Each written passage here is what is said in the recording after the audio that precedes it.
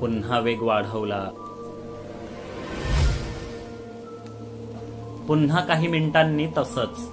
खड्ड्यांमुळे मी वेग कमी जास्त करत असेन असं गाडीतील बाकीच्यांना वाटलं, पण सुरुवातीचा मैलभर लांबीचा रस्ता इतका काही वाईट नव्हता. मला भास होत असावेत, कारण स्वप्नात दिसलेला तो हिडीस चेहऱ्याचा पोलीसच पुन्हा पुन्हा धारांमध्ये उभा असलेला दिसत होता. मी मनातून चरकलो.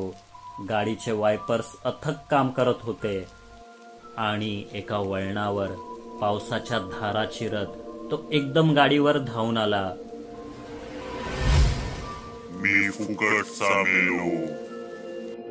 मी करकचून ब्रेक मारला.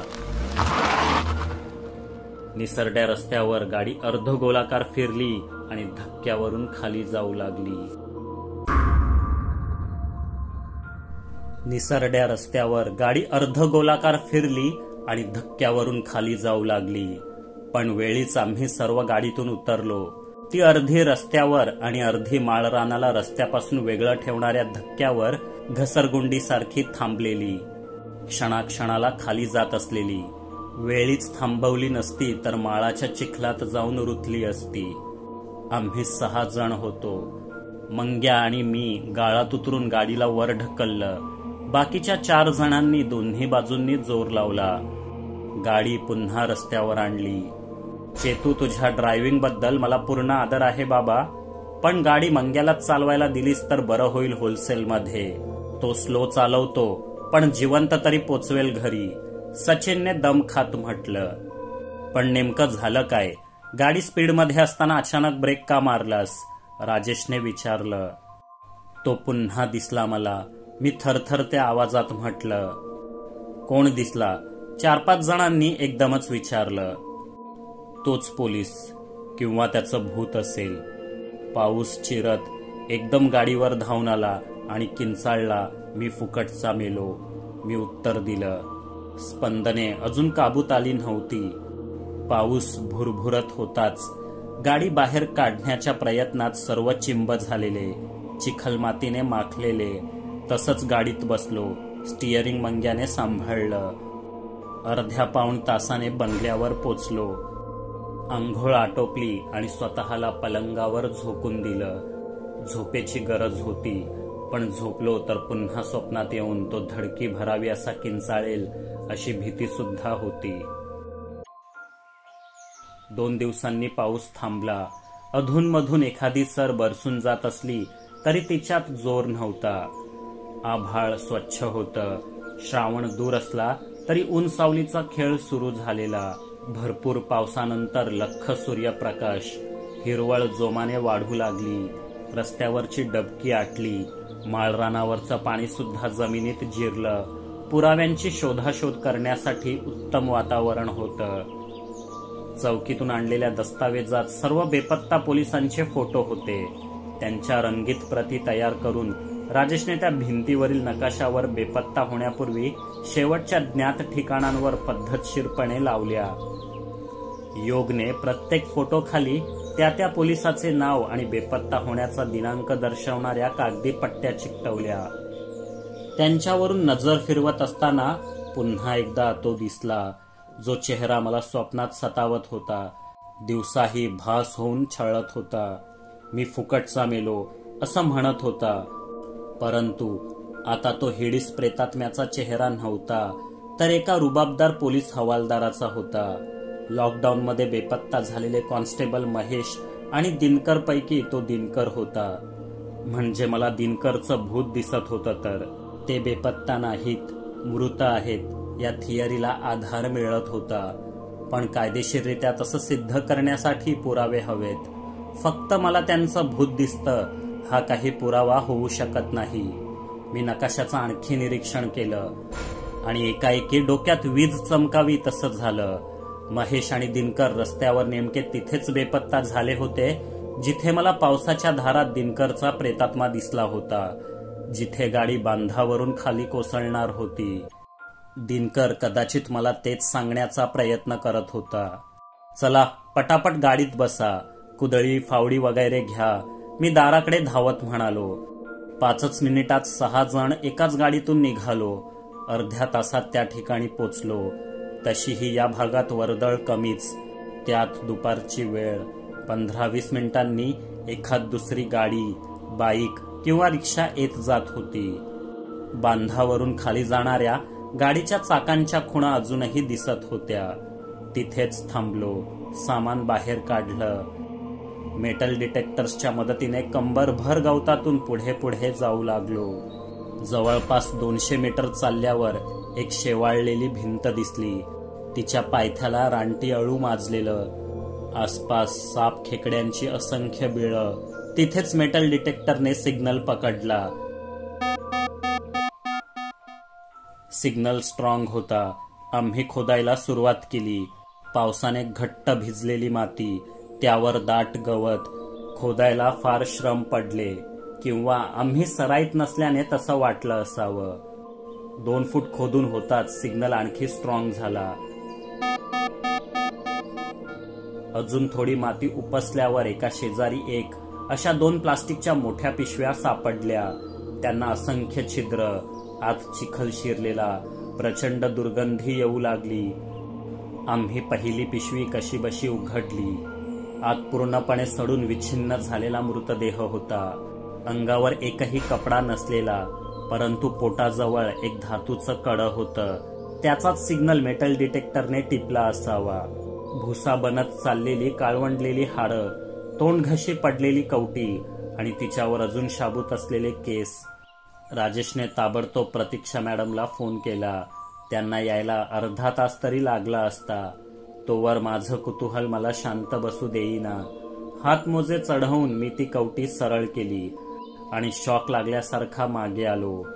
हाडांवर किंचित मांस बाकी असलेला भयानक चेहरा, विद्रूप, मातीने बरबटलेला, कुजलेले ओठ, मातकट दात, डोळ्यांऐवजी फक्त खड्डेच होते.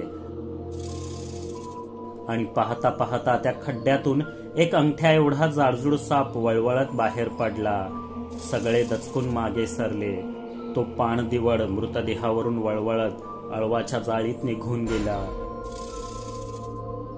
हा निसंशय दिनकरचाच मृतदेह होता. मी कितीतरी वेळा त्याला स्वप्नात पाहिलं होतं. असं वाटत होतं आताही एकदम उठून तो माझ्यावर किंचाळेल. मी फुकट सामीलो. प्रतीक्षा मॅडम आणि इतर पोलीस आले. कुणकुण लागताच काही गावकरी सुद्धा येऊन पोचले. पंचनामा सुरू झाला. दुसऱ्या पिशवीत अर्थातच महेशचा मृतदेह होता. दोन्ही बॉडीज कमीत कमी 3-4 वर्ष जुन्या असाव्यात.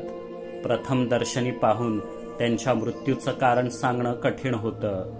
मी दिनकरची केस फाईल वाचली होती. बिचारा अवघ्या 26 वर्षांचा होता. धाडसपुरात बदली होऊन फक्त 7 महिने झालेले. लॉकडाऊनमध्ये सरकारी इस्पितळाबाहेर निगराणीची ड्युटी लागलेली. जुलैचा महिना. कॉन्स्टेबल महेश सोबत चौकीवर परतताना अचानक दोघे बेपत्ता झाले होते. दिनकरच्या 3 लहान बहिणी आणि एक विधवा आई असा परिवार होता. ते अजूनही त्याची वाट बघत असतील. आता त्यांना काय सांगणार. एकाएकी आभाळाचा उरही दाटून आला. टपटप थेंब पडू लागले. आमचं आता तिथे काहीच काम नव्हतं. गुपचूप गाडीत बसून बंगल्यावर परतलो. दोन्ही मृतदेहांवर कपडे नव्हते. त्यांना 4 फुटी पिशवीत कोंबण्यासाठी हातपाय तोडून टाकण्यात आलेले. ते अवशेष सुद्धा मागून पिशवीतच टाकले असतील, कारण सर्व हाडे सापडली होती. मृतदेह कधी कुणाला सापडलेच तर त्यांची ओळख पटू नये असा खुन्याचा प्रयत्न असावा. पण त्याच्या नजर चुकीने तुकडे पाडताना कदाचित दिनकरच्या हातातील कडं आतड्यात वगैरे जाऊन अडकलं असावं. खुन्याने ते शोधण्याचा प्रयत्न केला असेल किंवा विसरला असेल.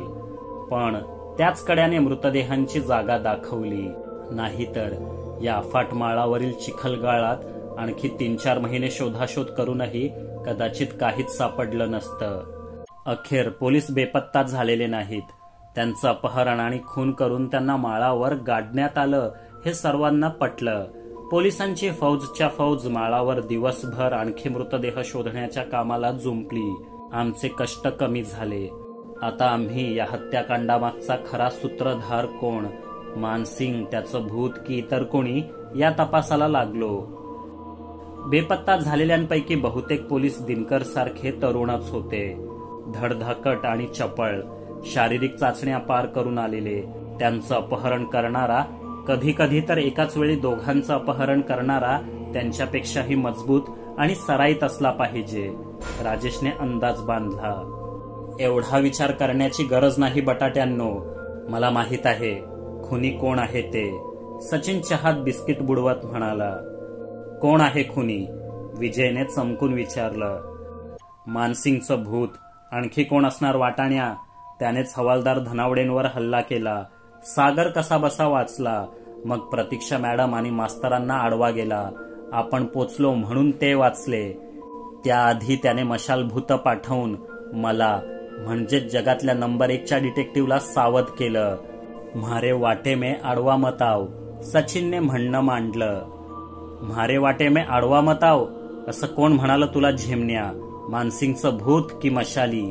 मंग्याने हसू दाबत विचारलं. तसं कोणी म्हणालं नाही रे, पण आपलं आपण समजून घ्यायचं असतं होलसेलमध्ये, सचिनने उत्तर दिलं. समजूनच घ्यायचं असेल तर इथे कोणी भूतभीत नाही.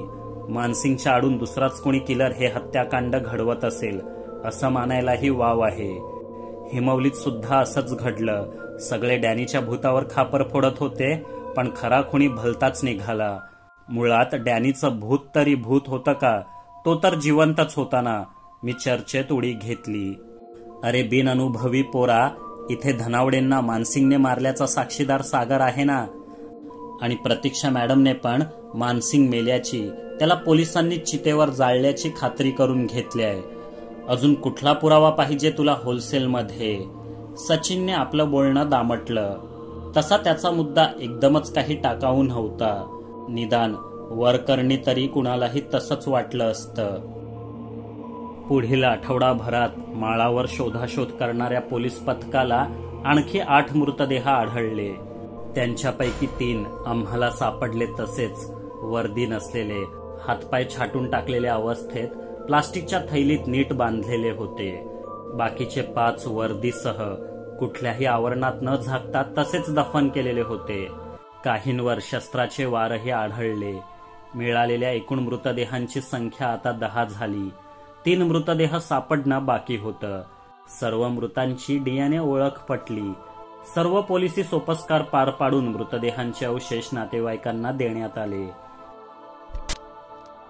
बिचाऱ्यांना अंतिम संस्काराचं सुख तरी लाभलं. घरच्यांची ओढाताण संपली. आता त्यांना कधीही न परतणाऱ्यांची वाट पाहत चिरंतन दुःखात दिवस काढण्याची गरज नव्हती. ते आता या जगात नाहीत, हा वास्तवाचा एकच जोरदार आघात दररोज त्यांच्या वाटेकडे डोळे लावून बसण्याच्या आणि दिवस अखेरीस नाउमेद होण्याच्या मानसिक अत्याचारांपेक्षा कितीतरी पट बरा होता. धाडसपूरच्या स्मशानभूमीत सर्व चितांना एकत्रच भडागणी देण्यात आला. दुःखाचा वणवा पेटला. परंतु या घटनेने धाडसपुरासारख्या सुस्त गावाकडे अखेर सर्वांचं लक्ष वेधलं. जिथे पोलीसच सुरक्षित नाहीत तिथे तपास कोण करणार? प्रतीक्षा मॅडमवर दिवसेंदिवस ताण वाढू लागला. सतत वरिष्ठांचे, आमदार खासदारांचे फोन येऊ लागले. एकदा तर चक्क गृहमंत्र्यांचा फोन आला. धाडसपुरात CBI पथक पाठवतोय, त्यांना सहकार्य करा असं ते म्हणाले. वेगवेगळ्या न्यूज चॅनल्सचे रिपोर्टर, वृत्तपत्रांचे पत्रकार गावागावातून वेळी अवेळी फिरताना दिसू लागले. काहीच हाती लागलं नाही की ते पोलीस चौकीसमोर गर्दी करत आणि प्रश्न विचारून हैराण करून सोडत. धाडसपुराची अवस्था too many cooks spoil the soup या इंग्रजी म्हणीसारखी झाली होती. आधी पोलीस, मग 9 घोस्ट, आता रिपोर्टर्स आणि CBI सगळे आपापल्या परीने तपास करत होते. ज्यांच्या बेपत्ता होण्यापासून या प्रकरणाची सुरुवात झाली त्या इन्स्पेक्टर धनगटांचा मृतदेह सर्वजण शोधत होते. तो सापडला तर केस 2 दिवसात उकलेल असा सर्वांचा गैरसमज झालेला. एल्डोराडोच्या गुप्त खजिन्याप्रमाणे धनगटांच्या मृतदेहाला महत्व प्राप्त झालेलं. माळावरील गवतात, ओढ्यात, रानात किरव्या पकडणाऱ्यांपेक्षा तपास पथकाचीच गर्दी अधिक दिसू लागली. त्यांना घाबरून खेकडी बिळातून बाहेरच पडेनात. तिखटाच्या आशेवर असणारे गरीब गावकरी तपास पथकातील कोणी दिसतात चरफडत आणि वाट बदलून दूरच्या रानाकडे निघून जात. सीबीआयचे अधिकारी मनोज गुप्ता यांच्यासोबत आमची भेट तेवढीशी संस्मरणीय ठरली नाही. जहां पर बड़े बड़े कांड होते हैं वहीं पर आप सबसे पहले कैसे पहुंच जाते हैं? कोई भूत सपने में आकर बताता है कि आप ही करवाते हैं सब कुछ. गुप्तांनी हसत विचारलं. हा विनोद होता आणि खोचक टोमणाही. सीबीआय में तो आप है, पता लगाइए, लगा सकते हैं तो. मी परतफेड केली. त्यांचा चेहरा खरकन उतरला. आधीच मानसिंगचं भूत आव्हान देत होतं. आता सीबीआय वाल्यांशी सुद्धा शर्यत लागली. या विचित्र केसचं कोडं कोण आधी सोडवतं याची. ते प्रतीक्षा मॅडमच्या मागे हात धुवून लागले. आपल्या विभागात इतकं काही घडून जातं आणि त्याची पोलिसांना कुणकुणही लागू नये यावर त्यांना विश्वास बसत नव्हता. 13 पैकी 8 पोलिसांची अपहरणं आणि धनावडेंवरचा हल्ला मॅडमच्या कारकिर्दीतच झाला होता. शिवाय इन्स्पेक्टर धनगट बेपत्ता होण्यापूर्वीच मॅडमनी धाडसपुरात ट्रान्सफर मागितल्याचा अर्ज सीबीआय अधिकाऱ्यांनी शोधून काढला. त्यामागे आपलं वैयक्तिक कारण असल्याचं मॅडमने सांगितलं. पण अधिकाऱ्यांना ते पटेना. सागरने मानसिंगच्या भूताने हल्ला केल्याची घटना तपशीलवार सांगितली. पण त्यांनी विश्वास ठेवला नाही. कोणीच ठेवला नसता. मानसिंग तो आपके लॉकअप में मर गया, उसका चैप्टर खत्म. ये बेबुनियादी बातें कोर्ट में नहीं चलेंगी. गुप्ताने सागरला झाडलं. आम्ही मृत हवालदार दिनकरच्या आईला जाऊन भेटलो. त्यांची अवस्था वाईट होती. मोठी बहीण एका कंपनीत पॅकिंगचे काम करून महिन्याला 12,000 कमवत होती आणि त्यावरच घर व 2 लहान बहिणींचे शिक्षण चाललेले. आई तर दिनकरच्या दुःखात कायम आजारी असायच्या. आम्ही दिनकरच्या मोठ्या बहिणीला दीपिकाला नवरत्न प्रायव्हेट लिमिटेडच्या एका फर्ममध्ये चांगल्या पगाराची नोकरी दिली. जवळच एक फ्लॅट भाड्याने घेऊन राहण्याची आणि दोन्ही बहिणींच्या शिक्षणाची व्यवस्था केली. मग दिनकरच्या कुटुंबियांनी आम्हाला त्याच्या खुनाचा छडा लावण्यासाठी खाजगी गुप्तहेर म्हणून नेमल्याचं गुप्ताला सांगितलं. आता तो आम्हाला केसमध्ये हस्तक्षेप करू नका असे सांगू शकत नव्हता. आठवडाभराचा ब्रेक घेतल्यानंतर पुन्हा एकदा पावसाने नवी इनिंग सुरू केली. भयंकर अवस्था असलेल्या रस्त्यावरून चिखल गाळ तुडवत रिपोर्टिंग करणं जिकिरीचं झाल्याने वार्ताहरांनी माघार घेतली आणि नव्या खळबळजनक घटनेकडे वळले. आपण लगेचच काहीतरी मोठा तीर मारू अशा उमेदीने आलेले गुप्ता आणि त्यांची टीम मागच्या 8 वर्षातील 13 बेपत्ता प्रकरणाच्या 550 फाईल्स आणि हजारो कागदपत्रांमध्ये बुडून गेली. त्यांना डोकं बाहेर काढण्याचीही फुरसत मिळेना. शिवाय इथे मुंबई दिल्ली सारख्या सेवा सुविधा नव्हत्या. बाजारातील हॉटेलात चांगली कॉफी सुद्धा मिळत नसे. गुप्ता तर शुद्ध सात्विक शाकाहारी. राजमा चावलसाठी त्यांचा जीव खालीवर होऊ लागला. पण धाडस गावात राजमा शोधणं म्हणजे गावातील विहिरीत डॉल्फिन शोधण्यासारखं होतं.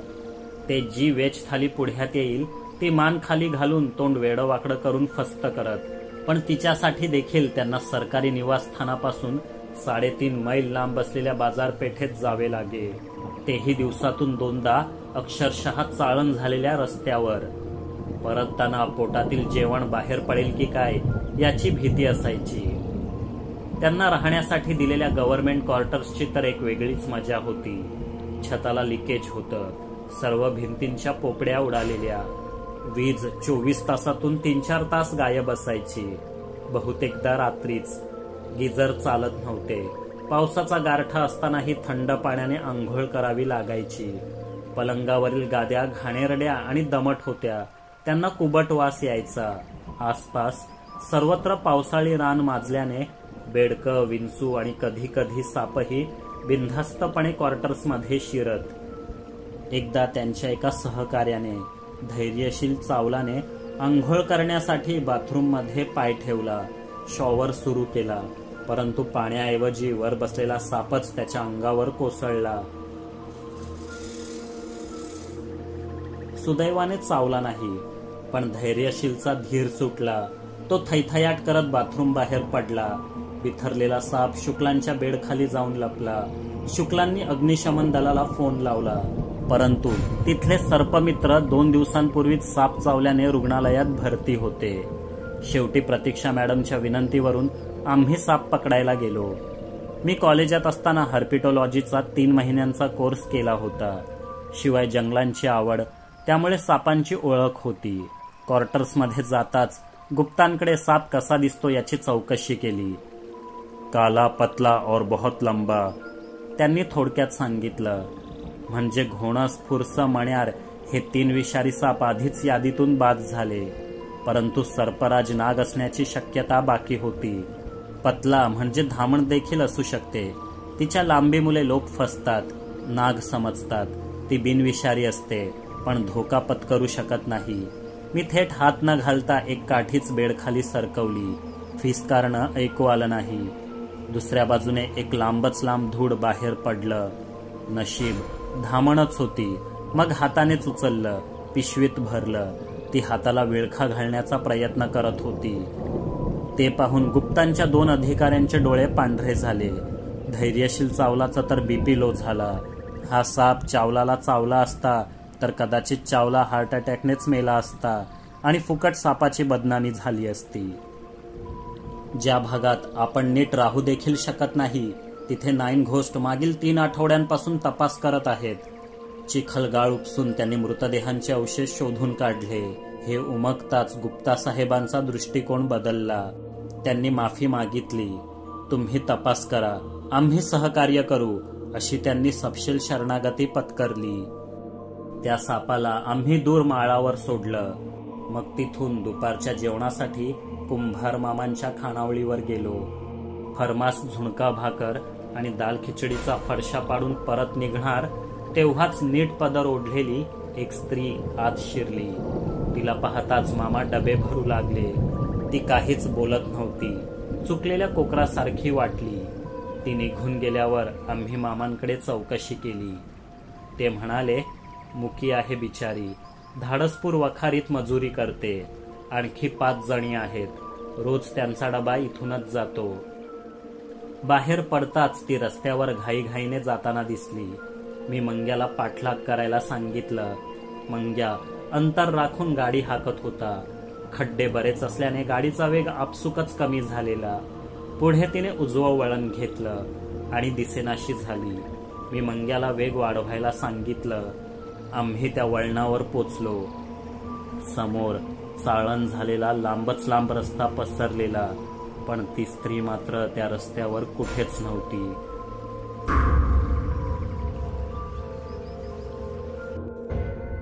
या कथेचा पुढील भाग आताच पाहण्यासाठी जॉईन बटनावर क्लिक करा. सुपर थँक्स बटनाचा वापर करून तुम्ही आमच्यावरील प्रेम व्यक्त करू शकता. कथा आवडली असेल तर लाईक, शेअर आणि सबस्क्राईब करायला विसरू नका. लवकरच पुन्हा भेटू. तोपर्यंत पाहत रहा आपली दुनियादारी आणि स्वतःची काळजी घ्या. जय हिंद, जय महाराष्ट्र.